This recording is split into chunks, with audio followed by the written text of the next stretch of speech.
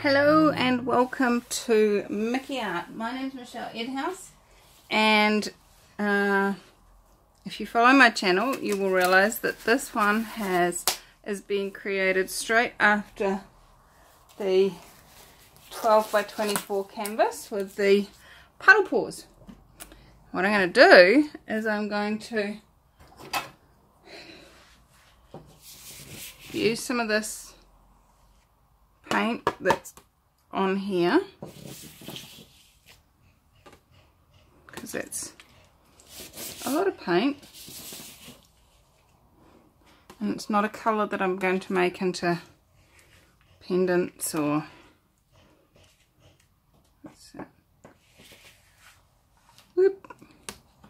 into cards, gift cards. So I'm gathering up the paint and creating a wet surface. Getting rid of lumps, obviously. And I'm gonna try and create a mud pool bubbling mud. I live here in Rotorua, and that's what we're famous for, the sulphur mud, the healing mud, well, one of the things we're famous for. So I'm gonna put that aside, change my paper, and be right back. Okay. So we've got our paper, and I've got my 3 little tins to sit my thing on, and there's a big chunk that I just spotted. Let's get that out before we start. Any other chunks we need to get rid of? Most of this will be pushed off anyway, so it's not too much of an issue. The big chunks we've got to get rid of, right? So before I start, all my paints are mixed with Floetrol and water, and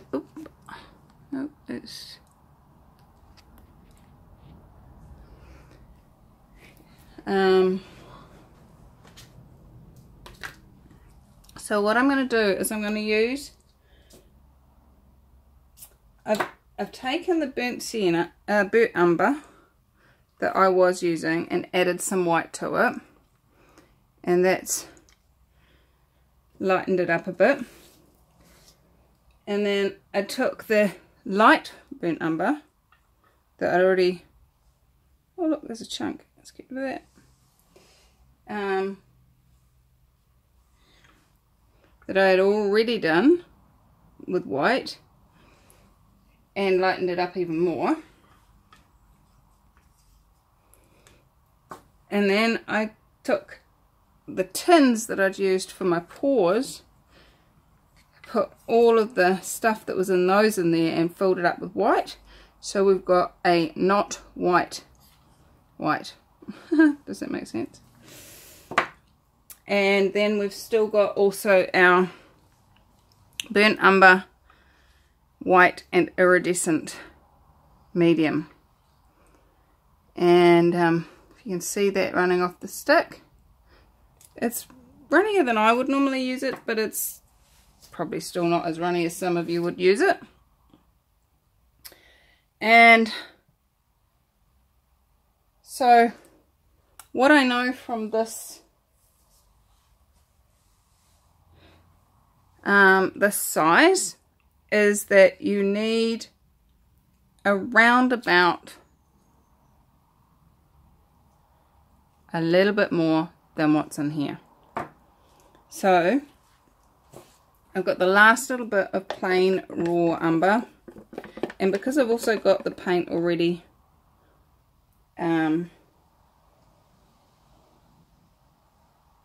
actually no, I'm going to put that into the pot. Stop,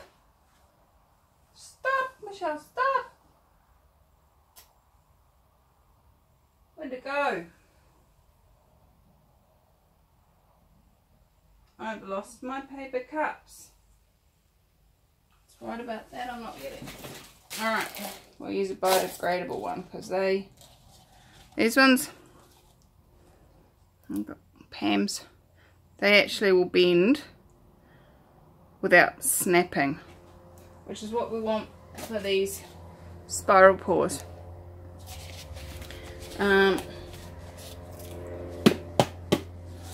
So I'm going to put the lightest colour in first.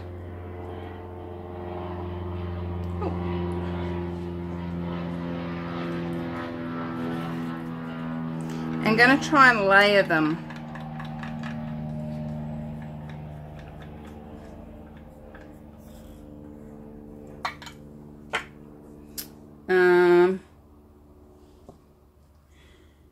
And I'm going to do that by running it down the side.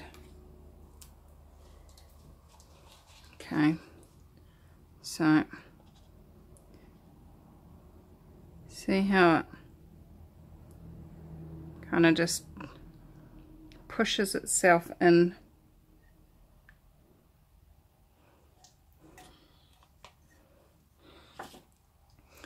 Then I'm going to get the iridescent one next.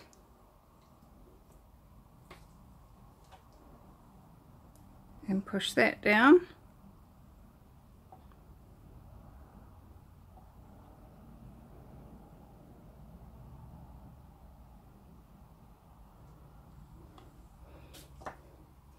And then the darker of the burnt umbers.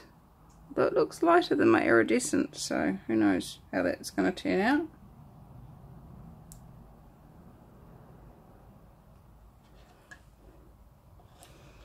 And then that last little bit, just because I can, of raw umber. Come on, out you come.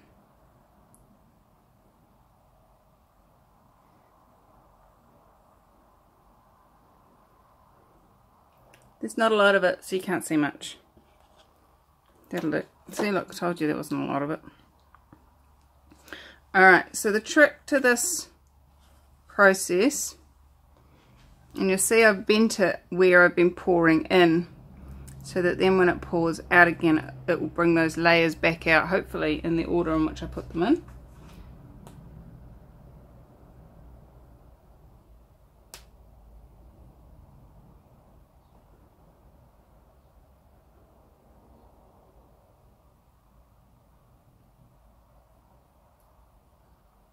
At some point soon the next colour is going to start coming. Here we go. But it's quite a very small rotating rings. I've not centered. I need to come back into the centre.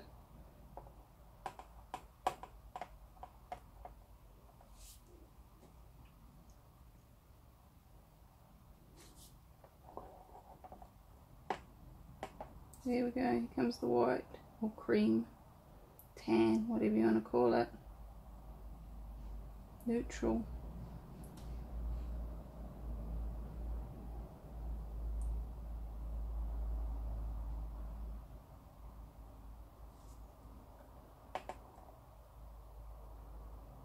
Alright.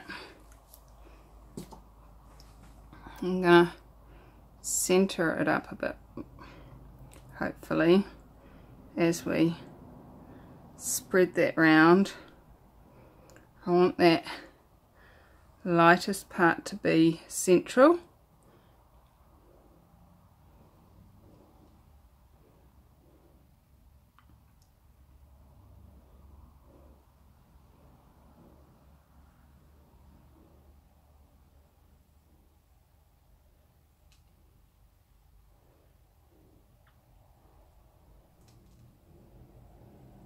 Or completely off center, is either or. If it looks like it's supposed to be centered and it's not, it looks stupid. If it looks like it could be centered, it's not supposed to be centered at all, that's totally cool. So once you've got the colors going off the edge, You need to be really aware of how you're tilting it, otherwise you end up with weird swirls on one side.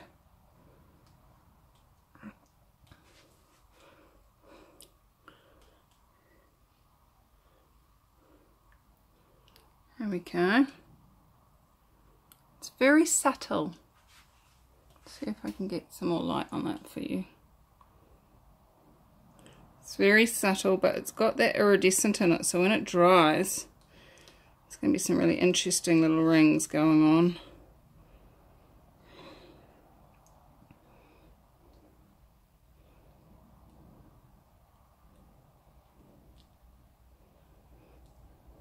And there's no silicone in this, so any cells that are coming out purely are just from the densities of the paint.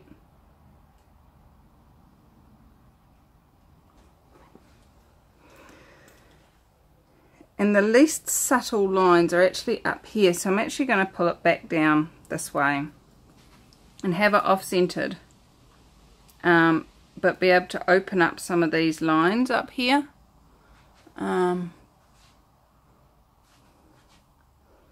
Let's see what that creates. This is actually quite a similar colour to the mud that you can find here on Rotorua, so I'm quite excited about that.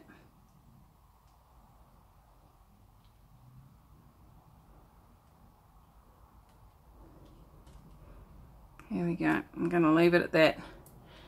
Wow. That's cool. I really like it.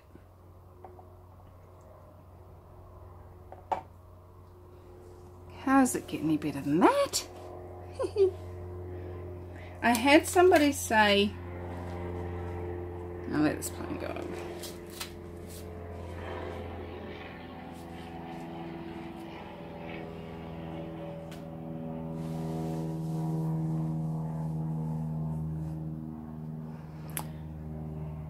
Okay, so I'll get you down and show you what we've got. Awesome. I like it. It really does look like mud. And the bubbling mud pools are never perfect either, so that's awesome. Got some cells in here. They're very cool, like little extra pops and bubbles within the mud pool. I do like that. And these are those darker lines I was talking about. Oh, I haven't air bubbled it. Great reminder. So I had somebody say the other day in a comment, I bet you couldn't get through a video without saying, how does it get any better than that? And somebody else commented on that saying that's her trademark, and I just really want to clarify that how does it get any better than that is actually the trademark of Access Consciousness, or one of the trademarks. It belongs to them. Access Consciousness is a set of tools and techniques that I facilitate classes in, and they've changed my life. They're just amazing, and I couldn't be painting like this if I hadn't done any Access Consciousness. If you want to check out more about Access Consciousness, about my classes and that, go to accessu.co.nz.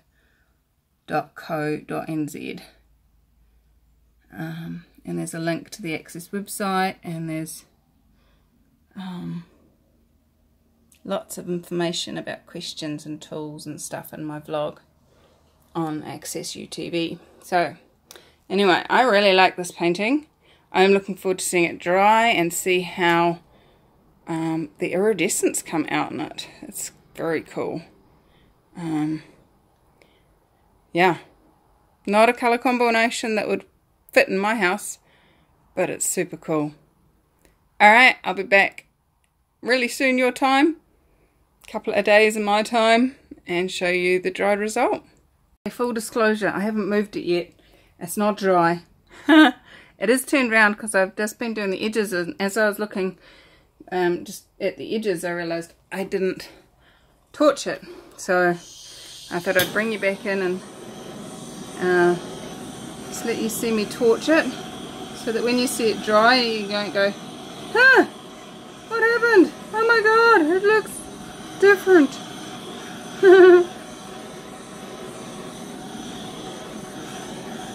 There we go. So when you're not using silicone, torching it still does help, because it brings out those tiny little air bubbles. You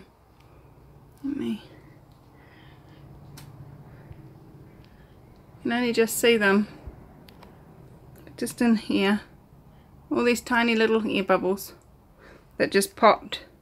And if you leave them in your paint, once when it dries, when they finally do pop, if it's already dried, can leave holes in your painting. Let me show you an example of that.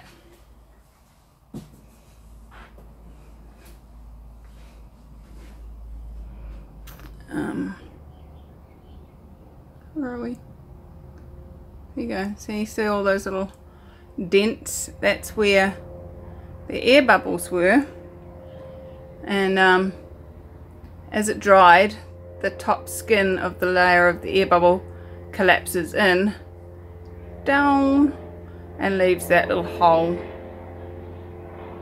Alright, I'll be back once it's dry. Bye bye.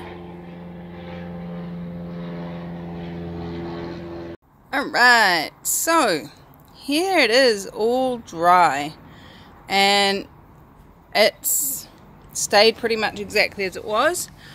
It's